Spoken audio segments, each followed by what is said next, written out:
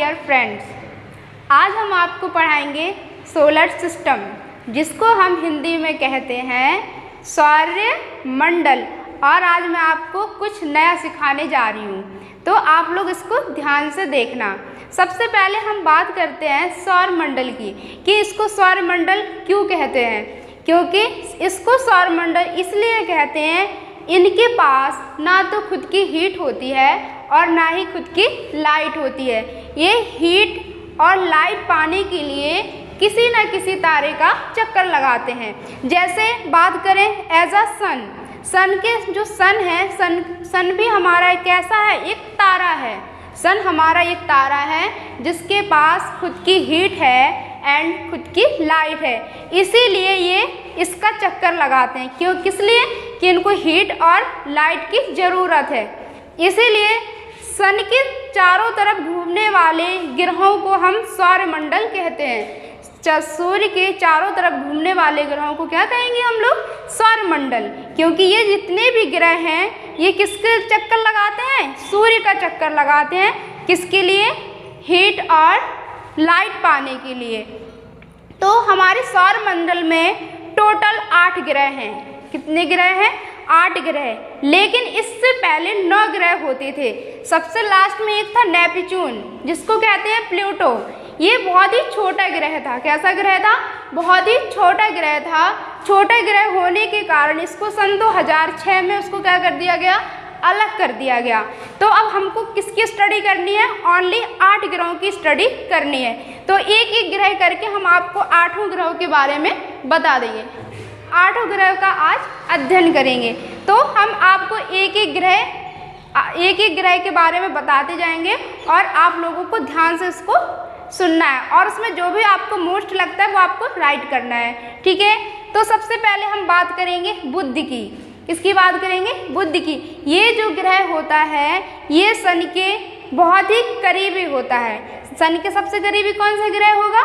बुध ग्रह। बुध ग्रह सन के सबसे करीबी ग्रह होता है, क्योंकि इसके पास ये क्या है? ये सन के जो मैंने कहा ये सन के सबसे करीबी ग्रह है। कौन सा? बुध। ये सन का चक्कर 88 डेज में पूरा कर लेता है। कितने? 88 दिनों में इसको पूरा कर लेता है। ये जो बुध ग्रह होता है इसके पास वायुमंडल नहीं होता है। अगर वायुमंडल नहीं होगा तो गैसें नहीं होंगी। गैस ना होने के कारण सन की जो लाइट इस पे पड़ती है, कितने पे पड़ती है? 480 डिग्री सेल्सियस पे। कितने पे पड़ेगी? 480 डिग्री सेल्सियस में। लेकिन जब नाइट होती है तो ये जो ऊष्मा ये अपनी ओर खींचता है वो नाइट में वापस चली जाती है। क्या हो जाता है? नाइट में वापस चली जाती है और -120 डिग्री हो जाता है। कितना हो जाता है? -120 डिग्री। -120 डिग्री में क्या हम लोग रह सकते हैं? नहीं, हम लोग -120 डिग्री में नहीं रह सकते। इसीलिए इस पे क्या जीवन नहीं है। बुध में क्या है? हमारा जीवन नहीं है। और ये सबसे छोटा ग्रह है। कैसा ग्रह है? छोटा ग्रह है। कौन? बुध। बुध सबसे छोटा ग्रह है। ये सूर्य का चक्कर ऑल ग्रहों के अकॉर्डिंग सबसे जल्दी लगा लेता है। अब मैं बात करूंगी शुक्र की। किसकी? शुक्र। ये जो शुक्र ग्रह है इसके पास वायुमंडल होता है। क्या होता है? इसके पास वायुमंडल होता है, लेकिन इसमें गैस कौन सी होती है? CO2 होती है। कौन सी गैस होगी? CO2।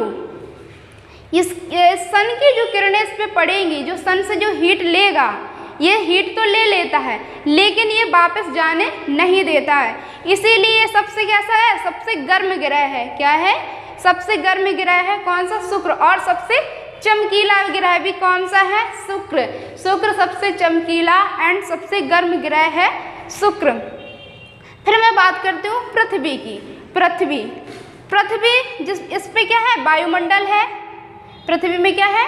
वायुमंडल है। इस पे हम लोग रह सकते हैं और इसमें सबसे ज़्यादा मात्रा में क्या है? वाटर है। वाटर देखने में ब्लू होता है, इसीलिए इसको क्या नीला ग्रह भी कहते हैं। किसको? पृथ्वी को। पृथ्वी को हम लोग कौन सा ग्रह कहेंगे? नीला ग्रह भी कहेंगे, क्योंकि इसके पास वाटर की मात्रा सबसे ज़्यादा होती है। किसके पास? पृथ्वी के पास। अब मंगल, इसको रेड ग्रह भी कहते हैं। कौन सा? रेड मीन्स लाल ग्रह। ये जो मंगल होता है किसके कारण इसको लाल ग्रह कहते हैं? क्योंकि इसके पास आयरन ऑक्साइड होता है। क्या होता है? Iron oxide. आयरन ऑक्साइड के कारण ये कैसा रहता है? लाल। इसीलिए मंगल को कौन सा ग्रह कहते हैं? रेड ग्रह, मतलब लाल ग्रह भी कहते हैं। मंगल को लाल ग्रह कहेंगे। ये जो आप देख रहे हैं छोटे छोटे टुकड़ों में जो बटा हुआ है, ये क्या करता है? ये जो हमारे ग्रह होते हैं दो प्रकार के होते हैं। एक होते हैं आंतरिक, ये होते हैं बाह्य ग्रह, इंटरनल एंड एक्सटर्नल। ये दो ग्रह होंगे। ये आकार में छोटे होते हैं और ये आकार में बड़े होंगे।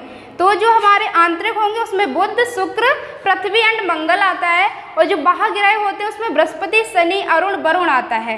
इसमें कुछ वैज्ञानिकों का मानना था कि यहाँ भी एक ग्रह था, लेकिन वो क्या हो गया? ब्लास्ट कर गया। क्या कर गया? ब्लास्ट कर गया, जिसके कारण ये टुकड़ों में बट गया। ये जो टुकड़ों में बट गया है, इसके टुकड़े पृथ्वी की ओर, मतलब जो ये ग्रह हैं आंतरिक ग्रहों की ओर जाने की कोशिश करते हैं। इसमें आंतरिक ग्रहों की ओर जाने की कोशिश करते हैं, लेकिन ये जो बृहस्पति है इसको अपनी साइड खींचे रहता है।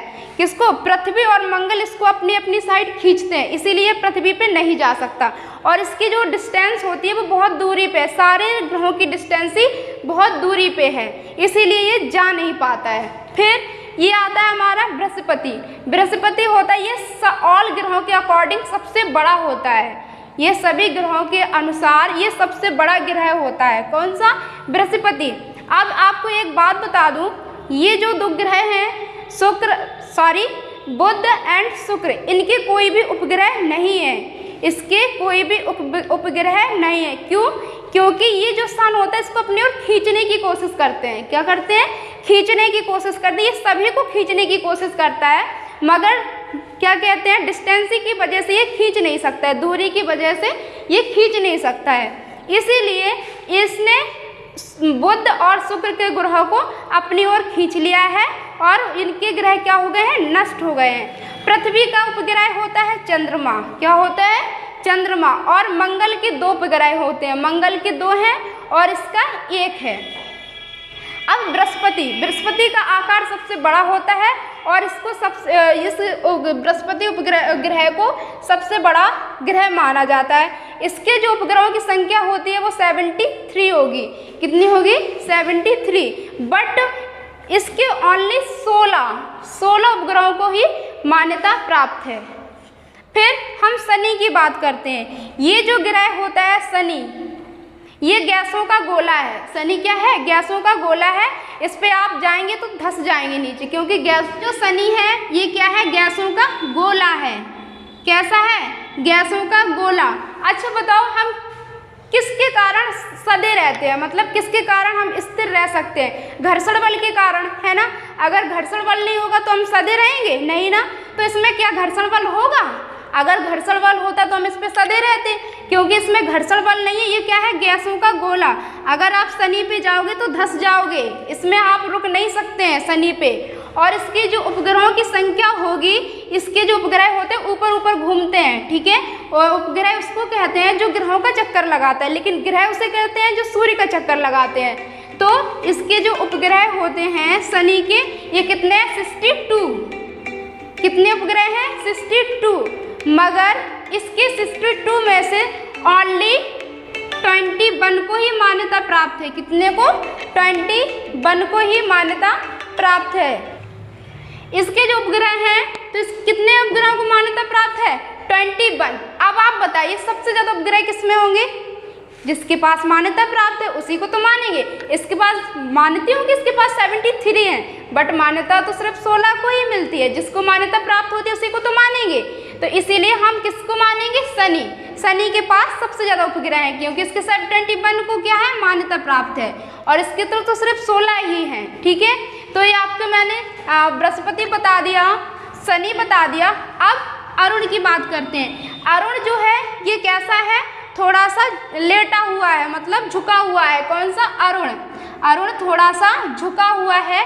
इसका कलर ब्लू होता है, ब्लू ग्रीन, मतलब ना तो ब्लू होता है ना ही ग्रीन होता है। अगर आपसे पूछा जाए कि पृथ्वी के जैसा दिखने वाला ग्रह कौन सा है, कलर में अगर बात की जाएगी तो आपका हो जाएगा अरुण। अरुण ऐसा ग्रह है जो पृथ्वी के कलर के समान दिखता है, लेकिन थोड़ी सी इसमें क्या है अंतर है, बस थोड़ा सा डिफरेंस, क्योंकि ना ब्लू कलर का दिखता है ना ही ग्रीन कलर का दिखता है।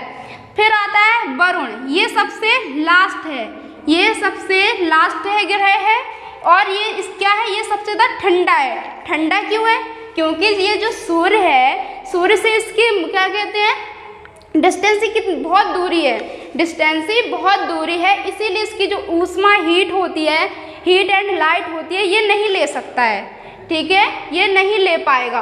तो ये कैसा ग्रह है? सबसे ठंडा। अगर आपसे पूछा जाता है कि इसमें सबसे ठंडा ग्रह कौन सा होगा, तो वरुण आपका सबसे ठंडा ग्रह है।